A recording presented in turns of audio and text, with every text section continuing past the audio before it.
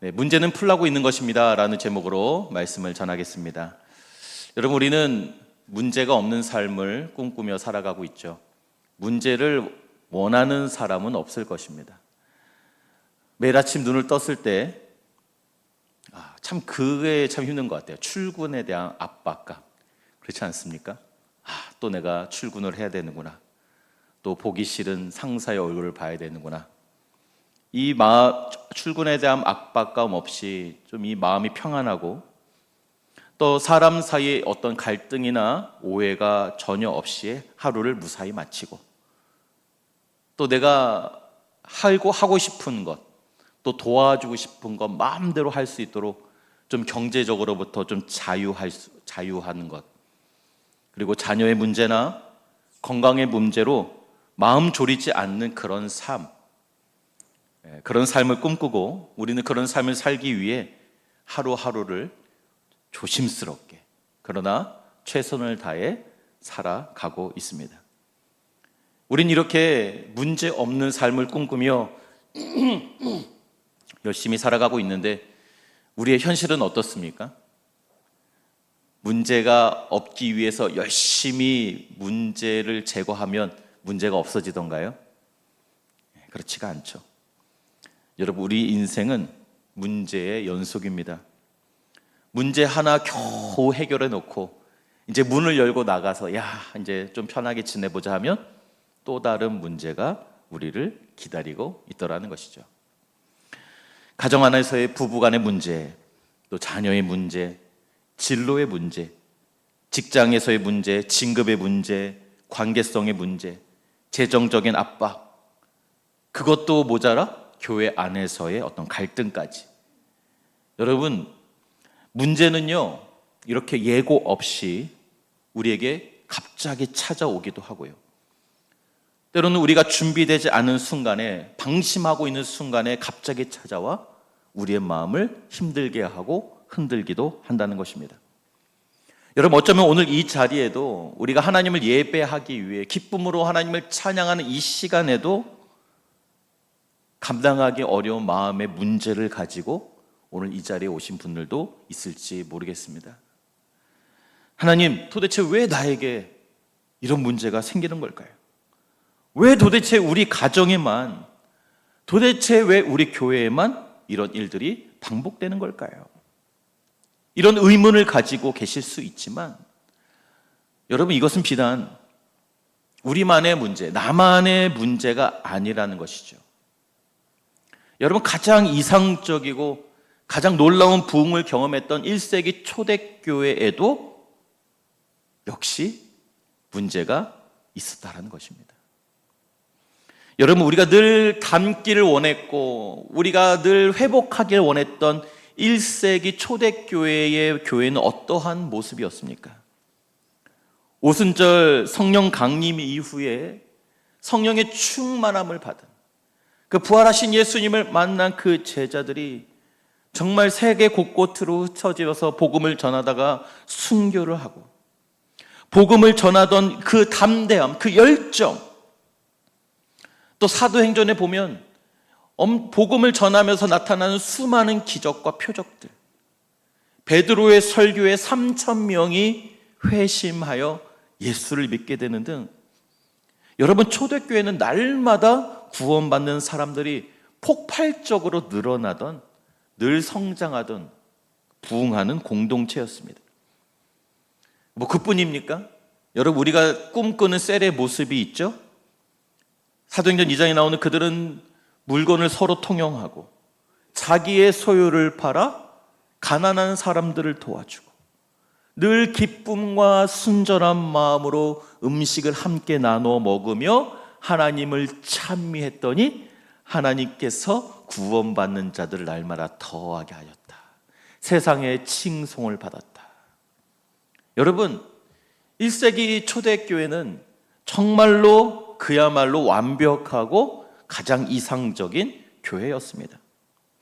그래서 사도행전 2장에서 5장까지 이어지는 모든 내용들은 여러분, 교회가 이보다 더 좋을 수 있을까 싶을 정도로 완벽한 교회였다는 것이죠. 그런데 바로 이렇게 완벽한 교회 안에서도 그렇게 성령 충만했고 폭발적으로 부흥했던 바로 그 1세기 초대교회, 특별히 오늘 본문에 나온 예루살렘 교회 안에도 드디어 문제가 발생했다라는 거예요. 그래서 여러분, 그 분위기 좋고 부흥하던 정말 좋은 흐름을 타던 그 예루살렘 교회의 첫 번째로 등장했던 문제가 놀랍게도요, 복음을 전하다가 어떤 외부의 핍박으로 생긴 문제가 아니라 바로 내부로부터 발생된 문제였다는 것입니다. 사도들이 복음을 전하다가 매를 맞고 옥에 갇히고 순교를 당하는 그런 고난 속에서도 전혀 흔들리지 않고 오히려 교회가 더 견고하게 세워지고 있었는데, 아니 뜻하지 않게 예상치도 못한 곳에서 교회에 문제가 발생했다는 거예요. 그것은 엄청난 영적 공격이나 어떤 큰 핍박이 아니라 오늘 본문에 보니까 어떤 문제가 발생했습니까? 구제 사역을 하는데 문제가 생긴 거예요. 좋은 일을 하다가 문제가 생긴 것이죠. 누군가를 돕는 봉사 속에서 예상치도 못한 문제가 발생했습니다. 여러분, 우리 교회도 긍휼 사역을 이제 격주로 어제도 정말 우리 많은 분들이 반찬을 만들고 전달을 했었는데요.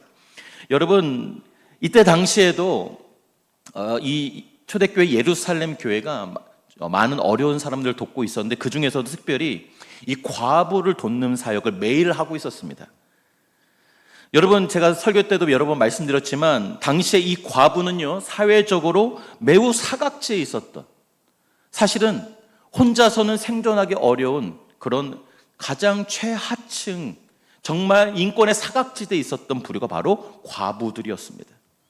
그래서 이 교회가 이 과부들을 돌보는데 많은 힘과 노력을 쏟았던 것이죠. 정말 좋은 일을 했습니다. 그런데 교인 수가 이제 폭발적으로 늘어나다 보니까 그 안에서도 이제 파벌이 생기기 시작했죠. 과부도 이제 두 파로 나눠지게 됐습니다. 헬라파 과부, 히브리파 과부로 나눠지게 된 거죠. 여러분, 히브리파 과부는 누구를 얘기하는 것이죠? 이스라엘에서 태어나 성장한 사람들. 헬라파 과부는 이제 다른 곳에서 태어나서 성장하다가 나중에 예루살렘으로 들어와서 예수를 믿고 예루살렘 교회 안에 들어온 그런 사람들을 바로 이제 헬라파 과부를 얘기한 것입니다. 그런데 여러분, 이렇게 사람이 이제 많아지다 보니까 지금처럼 보는 컴퓨터가 있었던 것도 아니고요. 그죠? 이제 막 교회가 이제 막 생겼기 때문에 어떤 시스템이나 체계가 잘 잡혀 있지 않았어요. 그러다 보니 이를 치밀하게 잘 처리하지 못했던 것이죠. 그래서 간혹 가다가 이 구제 명단에서, 과부를 돕는 그 명단에서 때로는 어떻습니까? 명단에 사람이 빠지기도 하는 거예요. 우리도요, 우리 교육자들이 그렇게 노력해도 가끔씩 명단에서 사람이 빠지는 경우가 있어요. 여러분, 실수예요. 어떤 다른 의도가 있지 않다는 것을 기억하시길 바라요. 여러분, 실수예요. 사람이 빠지기로 했는데, 근데 이번 경우는 뭔가 문제가 달랐어요. 뭐에 달랐냐? 유독 묘하게 헬라파 과부들의 이름만 많이 빠지기 시작한 거예요. 그래서 여러분, 자신의 그 부류의 사람들의 과부들이 명단이 자꾸 이름에 빠지다 보니까 이제 어떻게 느꼈겠습니까? 헬라파 사람들이 우리를 무시하는 거냐. 이제 들고 일어난 사건이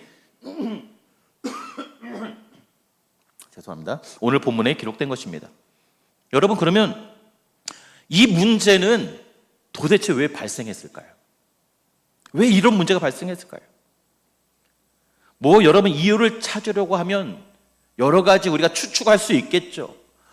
여러분, 우리가 주로 하는 추측이 무엇입니까?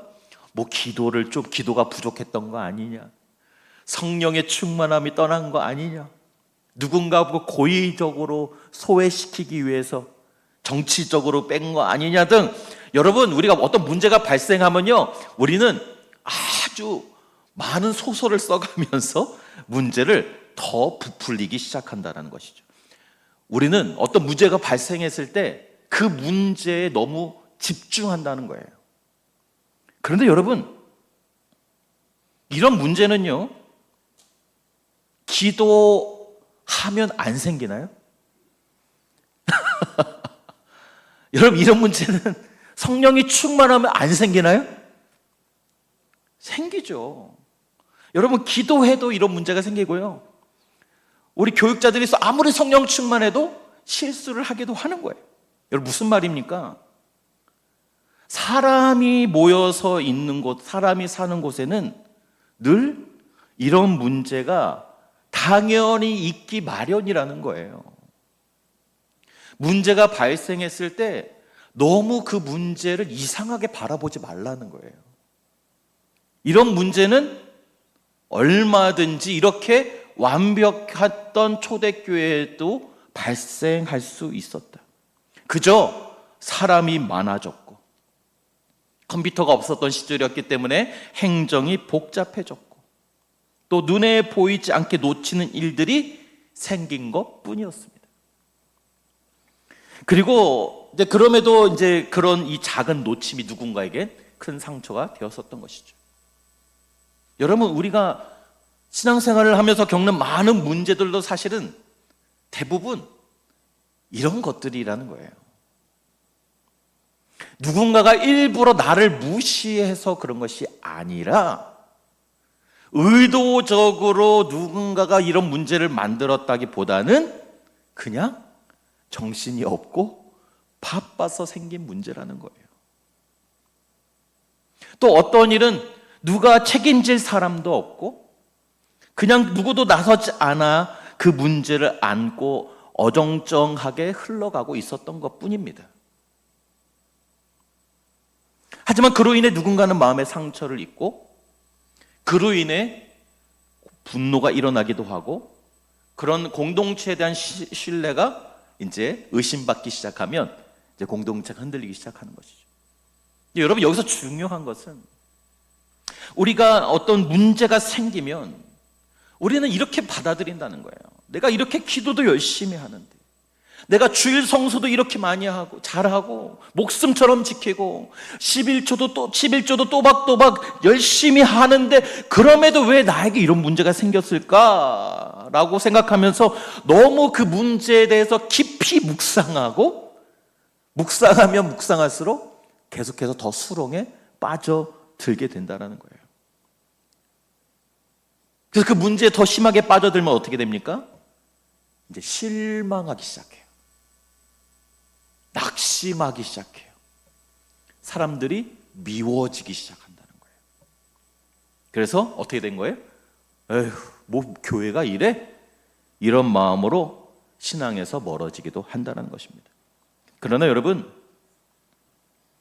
우리가 먼저 받아들이고 인정해야 될 것은 무엇이냐? 여러분, 사람이 하는 일에 문제가 없을 수 없다라는 거예요. 실수할 수 있고 놓칠 수 있다는 것입니다. 교회도 사회도 우리 일터도 예외가 아니에요. 왜 그렇습니까? 왜 그렇습니까? 서두에도 말씀드린 대로 살아있는 사람이라면 늘 문제를 만나기 때문입니다. 여러분, 그렇다면 한 가지 이제 우리가 정리할 수 있죠. 문제가 있는 것이 문제가 아니라는 거예요. 문제는 늘 있을 수 있다. 그렇다면 진짜 문제는 뭡니까? 진짜 문제는 그 문제를 문제로 받아들이고 문제를 너무 심하게 묵상해서 오도하고 부풀려서 생각한 우리의 이 마음 자세가 진짜 문제라는 거예요. 그 문제를 어떻게 받아들이고 어떻게 풀어가느냐가 너무나도 중요하고 그것이 그 공동체의 건강성을 결정한다는 것입니다. 여러분, 예루살렘 교회는 매우 건강한 교회였어요. 그렇게 그들은 어떤 문제가 발생했을 때 그것을 덮거나 쉬쉬하지 않았습니다. 감추거나 둘러대지 않았어요. 변명하지 않았습니다. 정면으로 그 문제를 바라보고 공동체가 함께 그 문제를 풀어나가기 시작했다는 거예요. 여러분, 문제는 피할 수 없는 현실이에요. 언젠가 이 문제를 풀지 않으면 더 이상 전진해 나갈 수가 없고, 풀지 않으면 언젠가 우리의 발목을 잡게 되어 있다는 거예요. 여러분, 문제를 어떤 자세로 대하냐에 따라 공동체가 더 정비되고 더 건강한 방향으로 나갈 수도 있기도 하지만, 반대로 문제를 감추고 피하고 변명하기 시작하면 그 공동체는 언젠가 흔들리고 깨지기도 한다는 거예요. 여러분, 우리 각자의 삶 속에서도 마찬가지고요, 우리 가정 안에서도 마찬가지입니다. 비단 사회나 교회뿐만 아니라 이러한 모든 문제는 우리의 삶 전반에 있어서 동일하게 나타난다는 거예요. 여러분, 그럴 때 여러분은 어떻게 반응하십니까? 어떤 문제를 내가 접하게 됐어요. 문제가 갑자기 내 삶에 찾아왔어요. 여러분, 어떻게 반응하세요? 침묵하십니까? 혹시 남 탓을 하고 계시지는 않으세요? 감정적으로 대응하거나 나 몰라, 알아서 되겠지 하면서 포기하고 내버려 두시진 않으시냐는 거예요. 아니면 오늘 본문의 예루살렘 교회처럼 문제를 믿음으로 바라보고 하나님 앞에서 공동체의 지혜를 구하며 함께 풀어 가시냐는 겁니다. 저는 오늘 이 말씀을 통해서 이 사도들과 초대교회 이 예루살렘 공동체가 이 문제를 어떻게 지혜롭게 풀어가는지 오늘 본문을 통해 함께 나누고, 우리 성수교회도 그리고 여러분의 삶도 예루살렘 교회와 같이 전화위복하여서 승리하는 여러분의 삶과 우리 교회가 되기를 주님의 이름으로 축복합니다. 먼저 여러분, 대부분의 사람들은 문제가 발생했을 때 어떤 마음을 갖고 갔는지 아세요? 더 시끄러워질까 봐 싫어. 괜히 내가 나섰다가 더 관계가 소원해질까 봐. 시간이 지나면 괜찮아지겠지. 내가 아니더라도 누군가가 하겠지. 이런 마음에 자연스럽게 그 문제를 회피하거나 감추려는 본능이 우리 안에 있다는 거예요. 두려워한다는 거예요. 하지만 예루살렘 교회는 오늘 본문에 보니까 그 문제를 전혀 감추지 않았다는 거예요. 오히려 공동체 전체가 함께 나서서 그 문제를 정면으로 다루었다는 것입니다. 사도들은 문제를 인지하자마자 모든 제자들을 다 불러 모아서 공개적으로 회의를 하기 시작했는데요, 그 처신이 매우 능숙했고 성숙했다는 것입니다. 그럼 그들은 어떻게 이 문제를 풀어나갔을까요? 첫 번째, 그 문제를 그냥 풀기 시작했다라는 거예요. 오늘 본문 1절에서 2절로 넘어가는 데 있어서 문제가 발견되고 회의를 소집하고 풀어가는 그 모든 과정 가운데 어떤 시간의 지체가 있거나 주저함이나 변명의 모습이 전혀 보이지 않고 남을 탓하거나 하는 그런 모습이 전혀 나타나고 있지 않다라는 거예요. 그냥 너무나도 즉각적이고 그냥 어떤 감정이 들어가지 않고 바로 문제를 풀기 시작했다는 거예요. 여러분, 마치 여러분은 학생이, 여러분 자녀들이 학교에 가서 시험 문제를 받아봤어요. 시험지를, 요즘도 시험지로 시험을 보죠. 시험지를 받아봤는데 딱 문제를 보니까 선생님이 도대체 왜 이런 문제를 나에게 내어주셨지? 이 문제지에 어떤 의도가 담겨 있나? 왜 이렇게 문제를 어렵게 내셨어? 나에게 나쁜 감정이 있으신가? 하면서 문제를 풀면 어떻게 되겠습니까? 자꾸 시험지를 보고 자꾸 어떤 의도를 자꾸 찾아내려고 하면 여러분, 그 학생이 시험 잘 볼 수 있겠어요? 못 보겠어요? 볼 수가 없죠. 여러분, 학생은요, 시험지를 받으면 그냥 풀면 되는 거예요. 이거는 뭔가 문제가 잘못돼서 나는 풀지 않을 거야. 이런 학생은 좋은 점수를 받을 수 없다라는 거예요.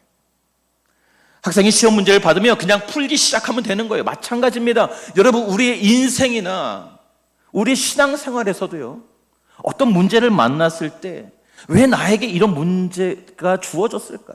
왜 나만 이런 문제를 겪는 것이지? 왜 자꾸 그 문제가 나에게 주어졌는지를 묵상하면 묵상할수록 우리는 그 문제 속에 자꾸 갇히게 되는 거예요. 그러나 마치 학생이 그 시험지를 받으면 그냥 아무런 생각 없이 내가 그동안 훈련한 대로 연습한 대로 풀기 시작하면 되듯이 여러분 우리도 우리의 삶 가운데 우리 신앙생활 가운데 어떤 문제를 만나면 그냥 풀기 시작하면 되는 거예요. 얽힌 것이 있으면 풀면 돼요. 꼬인 것이 있으면 천천히 하나씩 풀어가면 풀어지는 거예요. 문제는 따라하십시다. 문제는 풀면 그만이다. 할렐루야. 문제는 풀면 그만이에요. 그런데 여기서 또 질문이 나올 수 있죠. 왜 자꾸 문제를 주실까? 왜 자꾸 내 인생에 문제가 찾아올까? 왜 내 인생에 이렇게 문제가 끊이지 않는 것일까? 영상을 보면서 한번 힌트를 한번 얻어보도록 하겠습니다. 뇌 쪽에 연구하시는 교수님이 너무 궁금했대. 자기 제자들은 다 서울대 학생이잖아요. 그럼 다 공부 잘할 거 아니야. 근데 이 중에서 잘하는 애들이 있고 못하는 애들이 있더라고요. 뭐를? 프로젝트를. 아주 추적을 해봤대. 얘들이 입사를 했을 때 승승장구하는 애들과 도태되는 애들. 다 서울대 학생인데. 뭐지? 서울대 출신 애들 중에서도 도태되는 애들이 너무 많아서 공통점을 발견하려고 12부장과 금수저인가부터 시작해가지고 모든 걸 다 조사하기 시작했는데 아무런 상관관계를 발견하지 못하다가 딱 하나의 상관관계를 발견했다는 거 아니야. 와, 대박이지 않습니까? 궁금하지 않습니까? 그게 뭐였게? 고등학교 때 수학 문제 풀 때 30분 이상 고민해 본 적이 있다의 동그라미 친 애들이 대부분 이쪽이고 한 번도 그 경험이 없었던 애들은 새로운 프로젝트가 오면 해설지를 찾는 거야. 그러니까 레포트를 써와라. 프로젝트를 딱 주잖아 교수님이. 혼자 어떻게 할지 모르는 거야. 항상 누구의 도움을 받았으니까. 여러분 무슨 말이죠?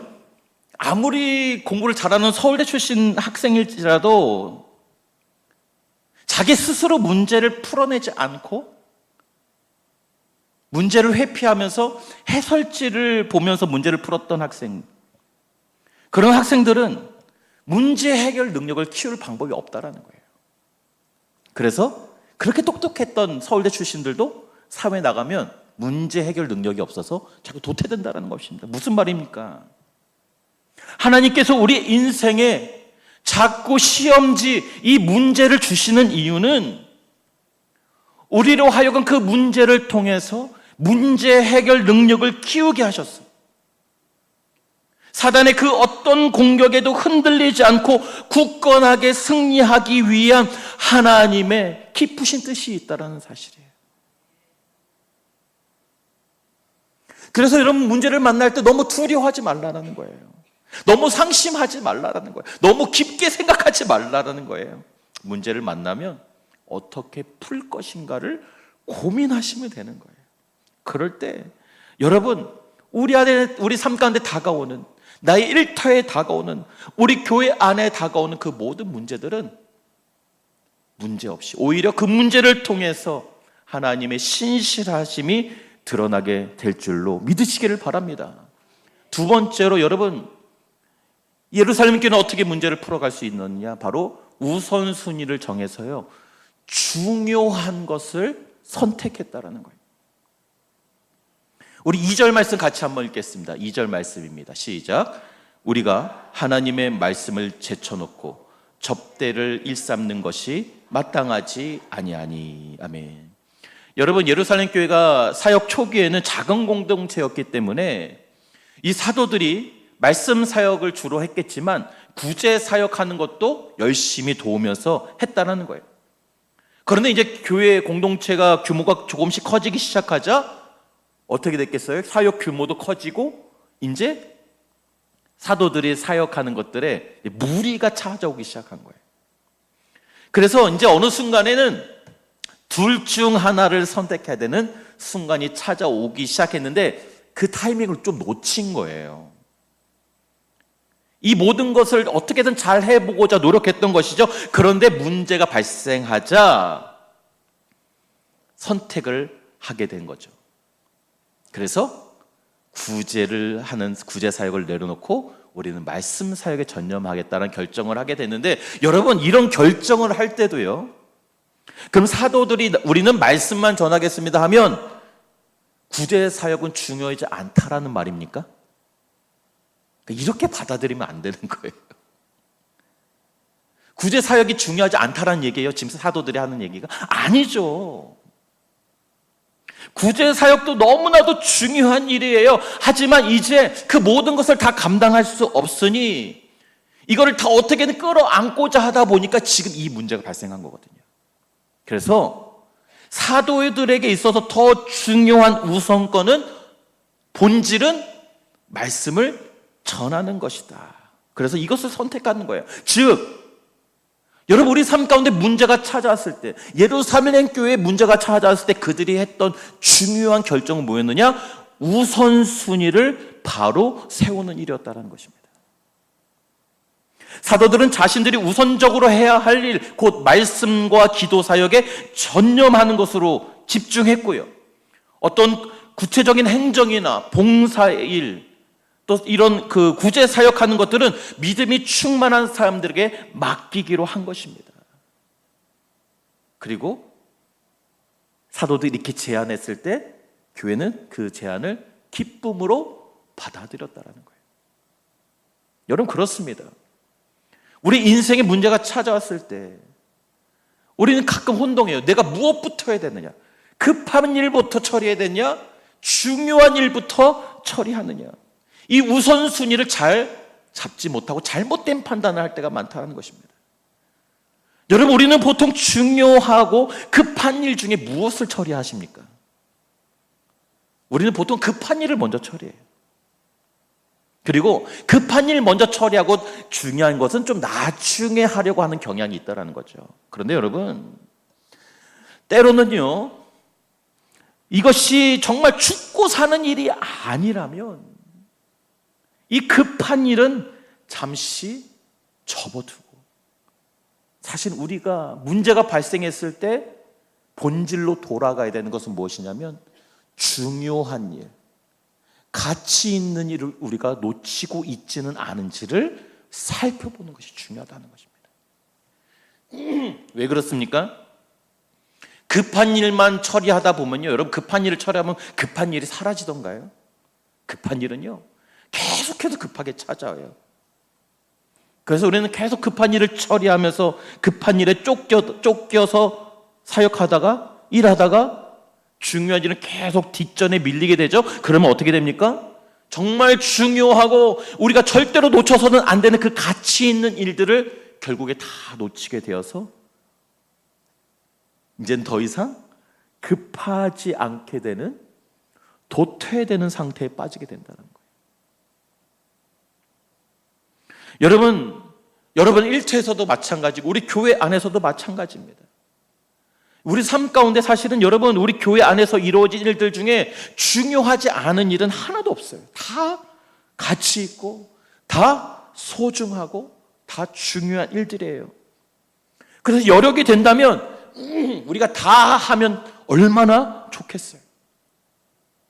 하지만 여러분 때로는 상황과 여건이 따라주지 않을 때는 우선순위를 정해서 더 중요한 것을 선택할 수 있는 판단력이 있어야 된다는 것입니다. 이런 문제를 맞이한 초대교회 사도들은 이렇게 우선순위를 정해서 문제를 풀어갔다는 것이죠. 마지막 세 번째로 예루살렘 교회는 어떻게 문제를 해결할 수 있었느냐? 바로 피하지 않고 정면 돌파했다는 사실입니다. 여러분 사실 구제에서 문제가 생긴 거니까 구제 사역 부분만 사실은 문제를 풀면 되잖아요. 그렇지 않습니까? 그 문제만 해결하면 돼요. 그래? 그러면은 뭐 비율을 좀 잘 실수하지 않도록 구제 사역하는 팀에 더 사람을 붙여서 혼돈이 없도록, 실수가 없도록 그냥 그렇게만 조치해도 되는데요.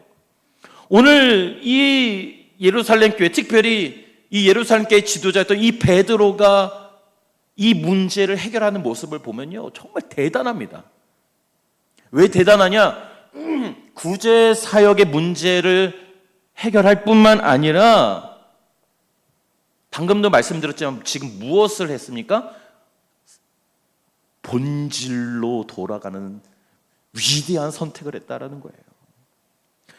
드러난 현상을 해결하려고 할 뿐만 아니라 왜 이 문제가 발생했는가 그 원인을 정확하게 진단하고 그 문제의 근본 해결책을 베드로가 지금 제시하고 있다는 거예요. 우리가 이 모든 일을 다 하려는 욕심 가운데 있다 보니 우리가 말씀 사역에 소홀해졌다는 것을 알게 된 거예요. 결국 말씀 사역에 말씀 준비가 소홀하다 보니 성도들에게 양질의 말씀을 제공하지 못하게 되었고 그로 인해 이러한 분쟁도 발생했다라고 베드로는 판단했던 거예요. 그리고 또 놀라운 판단을 하게 되는데요. 이 문제를 해결하기 위해 누구를 세웁니까? 그 유명한 7 집사를 세우게 됩니다. 여러분 잘 아시는 빌립과 스데반 집사가 이때 세워지게 되죠. 이렇게 훌륭한 믿음의 사람, 신실한 사람들을 세운 것도 대단하지만 여러분 더 대단한 것은요. 가만히 보세요. 지금 그 7 집사의 명단이 쭉 나오는데 이 사람들이 다 헬라식 이름을 갖고 있었다는 거예요. 헬라식 이름. 이게 무슨 말이에요? 헬라파 사람들로만 7 집사를 다 뽑았다라는 거예요. 문제를 제기했고 이거는 옳지 않다라고 부당하다라고 얘기하면서 들고 일어났던 그 헬라파 사람들로만 7명의 집사를 리더를 뽑았다라는 거예요. 무슨 말이에요? 정면 돌파를 했다는 겁니다. 정면 돌파.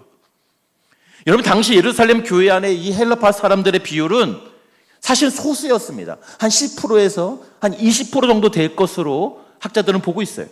근데 만약에 제가 베드로였다면, 제가 예루살렘 교회 담임 목사였더라면 이렇게 문제를 제기해서 분위기를 어지럽게 하고 또 사도들의 마음을 불편하게 했으니 이제 뭐 10%밖에 안 되니까 그들을 그냥 제외시키고 문제 일으키는 사람들은 빠지시오. 당신들이 하시오 하면서 이 히브리파 위주로 리더십을 결정하든지 아니면 최소한 비율을 맞춰서 그래도 한 8대2 정도 되니까 히브리파 5명, 헬라파 2명 이렇게 세울 법도 하잖아요. 그런데 베드로가 대단한 거는요. 문제를 제기한 소수파에서 7명의 집사를 다 세웠다는 거예요. 대단하죠? 여러분 무슨 의미입니까? 왜 이렇게 했을까요? 베드로는 문제를 회피하지 않고 사도의 권위로 소수의 의견을 짓누르지 않고 상대방의 목소리를 존중하겠다는 의지이자 공감과 신뢰를 바탕으로 한 놀라운 위대한 위임이었다라는 거예요. 별로 안 대단하신가 보죠? 근데 여러분 더 대단한 건 뭔지 알아요? 더 깜짝 놀랄 일은 뭔지 아세요? 히브리파 성도들의 반응입니다. 이거는 진짜 아무나 할 수 있는 건 아닌 것 같아요.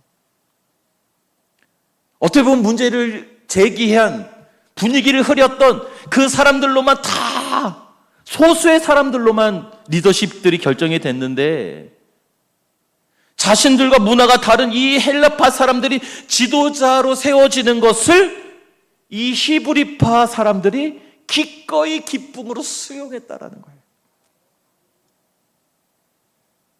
이건 정말 아무나 할 수 있는 일은 아닌 것 같습니다. 여러분 이들에게는 내가 좀 손해보더라도 우리가 다수이니 내가 조금 손해보는 것 같더라도 우리가 양보하는 것이 더 옳다. 왜요? 교회가 하나 되는 것이 그들에게는 가장 중요한 가치였기 때문이었던 것이죠. 여러분 이들이 이렇게 문제를 문제로 받아들이지 않고 문제를 즉각적으로 그리고 공정하게 그리고 오히려 소수 사람들의 의견을 받아들이면서 정면 돌파했던 이들의 결정으로 이들의 결정이 어떠한 파급 효과를 불러일으켰습니까? 어떤 현상을 일으켰습니까? 우리 7절 말씀 우리 다 같이 읽겠습니다. 7절 말씀입니다. 시작. 하나님의 말씀이 예루살렘에 있는 제자의 수가 더 심히 많아지고 허다한 제사장의 무리도 이에 복종하니라. 아멘. 문제를 회피하지 않고 정면 돌파하여 중요한 것을 선택한 결과가 신앙 문제를 신앙적으로 해결하자 교회는 이전보다 더 깊은, 더 풍성한 열매를 맺게 되었다라는 거예요. 처음엔 문제로 다가왔지만 그 문제가 문제가 아니라 바로 그 문제를 통해 교회가 한 걸음 더 레벨업, 한 단계 더 성숙해진 풍성한 부흥의 결과를 맞이하겠다는 것입니다.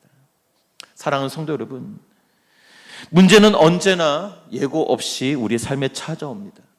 그리고 그 문제는 나의 삶을 흔들기도 하고 감정을 상하기도 하고 때로는 이 공동체의 하나됨을 위협하기도 합니다. 그러나 여러분, 오늘 예루살렘 교회처럼 문제를 문제로 여기지 않고 문제를 신앙적으로 풀면 문제는 더 이상 문제가 아니라 문제를 딛고 더 나은 곳으로 나아갈 수 있는 관문이 된다는 것을 믿으시기를 바랍니다. 영국의 유명한 역사가 토마스 카일라일은 이런 말을 했습니다. 길을 가다가 돌이 나타나면 약자는 그것을 걸림돌이라고 하고 강자는 그것을 디딤돌이라 말한다. 여러분, 저와 여러분 앞에 놓여있는 돌은 어떤 돌이십니까? 서운함의 돌이 있으세요? 갈등의 돌이 있으십니까? 낙심입니까? 여러분, 이 돌들을 문제로 여기면 우리는 걸려 넘어질 것이고요, 디딤돌로 받아들이면 우리는 이 예루살렘 교회가 이 걸림돌 같이 보였던 이 문제 앞에 본질로 돌아가 기도와 말씀에 집중하고 기도로 말씀을 붙들며 서로를 신뢰한 결과 더 강력한 공동체가 되었던 것처럼 우리가 이 문제를, 이 돌을 디딤돌로 여길 때 우리의 삶도, 우리 성수 공동체도 한 단계 더 높은 곳으로 나아갈 수 있게 될 줄로 믿습니다.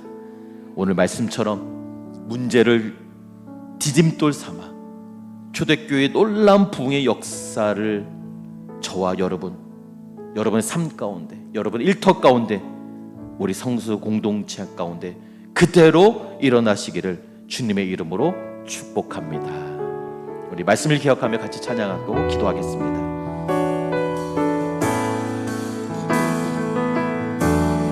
교회여 일어나라, 교회여 일어나라, 주께서 부르시니 두려움과 실패 내려놓고 교회여 일어나라, 교회여 일어나라, 교회여 일어나라, 주께서 보내시니 우릴 부르신 삶의 자리에서 교회여 일어나라. 우린 세상의 빛, 하나님의 편지, 주의 교회를 통해 세상이 주를 보리라. 일어나라, 아버지 사랑으로, 아버지 능력으로 서로 하나 되어 그 빛을 비추라. 노래하라 아버지의 사랑을, 아버지의 크심을 이 삶의 노래로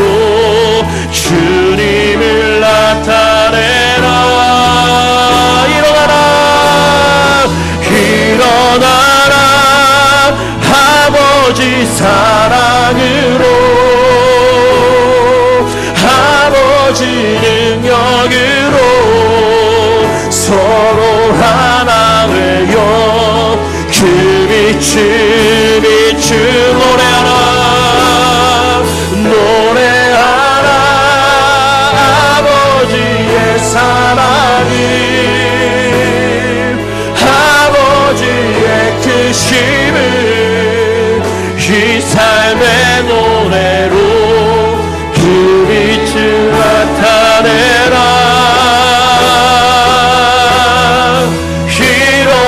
일어나라.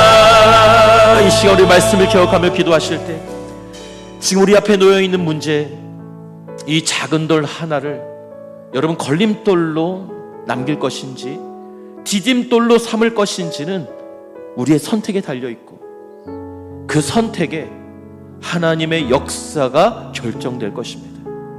여러분 이제 우리 주님 앞에 결단하십시다. 문제를 문제로 여기지 않고 그 문제를 통해 선한 일을 이루실 하나님의 역사를 기대하시면서 주님 내가 정면 돌파하게 하여 주시옵소서. 이 문제가 걸림돌이 아니라 주님 나의 삶 가운데 우리 성소 공동체 안에 디딤돌이 되게 하여 주시옵소서. 이 문제를 넘어 그 문제 너머에 있는 하나님의 놀라운 역사와 기적을 경험케 하여 주시옵소서. 우리 말씀을 기억하며 주여 외치고 기도하겠습니다. 주여